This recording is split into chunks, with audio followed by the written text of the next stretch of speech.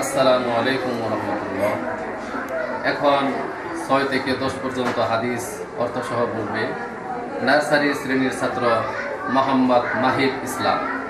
আসসালামু আলাইকুম ওয়া রাহমাতুল্লাহি ওয়া বারাকাতুহু।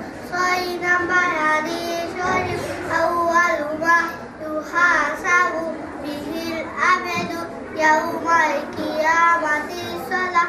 হাদিস শরীফের অর্থ, কিয়ামতের দিন সর্বপ্রথম নামাজের হিসাব হইবে। 7 নাম্বার হাদিস শরীফ, ফাদলুল আলিমি আলাল আবিদি কাফাদলি আলা আদনাকুম। হাদিস শরীফের অর্থ, তোমাদের মধ্যে সমাজটা ছোটটি হইতে আমার বক্তব্য যত বড়। এলেম আবেদের চেয়ে একজন খাঁটি আলেমের বক্তব্য তত বড়। 8 নাম্বার হাদিস শরীফ, আদ-দুআউ ওয়াল ইবাদাহ।